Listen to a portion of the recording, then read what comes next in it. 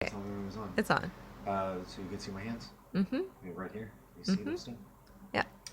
Um, First one's the inside wrist. You take your hand and you grab it on the thumb. Put your thumb on the back of the hand right there and fold it across your arm. And then think about keeping this fold and pressing it towards your belly button. You'll feel it on the back of the wrist right here. Keeping it turned in like that. That pressure right there is pretty important, right between the ring finger and the pinky finger, right on those two knuckles. You're grabbing the thumb and you're kind of twisting as you're pushing it down. You're pushing down like that. Do that on both sides. The next one is you're going to take your hand and bend it like that, like a little gooseneck. Take your other hand and lay it on top. And you're going to bring your wrist up towards your face. See how I'm bending it right there. You can also point it ahead of your face and bring it towards your face that way. But again, you'll feel another stretch right across the back of your wrist. And do it on both sides. Fold up and backwards. The next one is after you've taken this position and you grab that, you're going to turn the wrist around your forearm up towards your nose. So you're trying to get the fingers pointing up towards the ceiling. You do that on both sides, so you get that gooseneck. The other one, point it forward and then twist it. Again, rotating around the forearm. And you'll feel that stretch right along here in this particular region on both sides.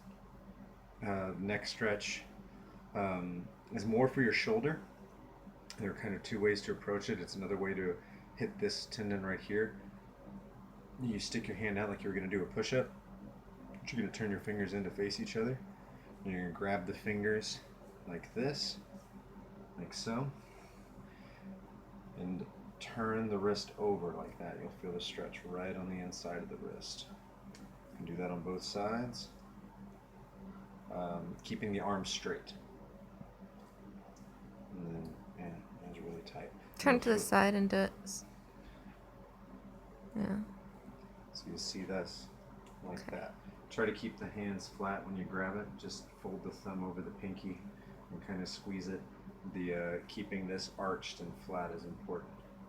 And kind of pull the fingers back towards you and turn them over like so. Think about making a circle. It'll help you get a full range of it. So you think about circling out and in. The other version of that is once you've done this one is to bend the wrist and to continue the turn outwards where you try to face the shoulder forward. This will stretch the back of the shoulder here and also continue the stretch there. It's very good for support ligaments. Same thing here when you're circling out. You bend the elbow and continue to press the arm outwards and you'll get a good stretch here along the back of your shoulder. The last one is your it's actually good for the elbow, but it's also good for the back of the wrist, and it's supposed to be for the fore. You grab your fingers like so, bend the arm flat, think about drawing a circle outwards. We're going to draw it outwards, and then pull the fingers back like you're trying to fold them to the back of your forearm, like so. You'll feel the stretch on the back of these. I think this is where you're inflamed, so you might not need to do this one as much, but I still encourage you to make sure that you're getting a full extension with your fingers.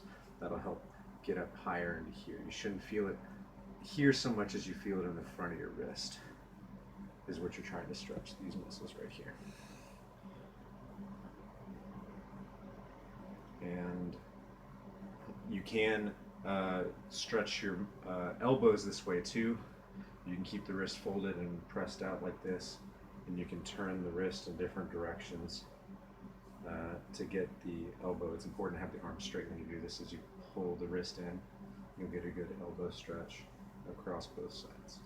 And you can do that forward and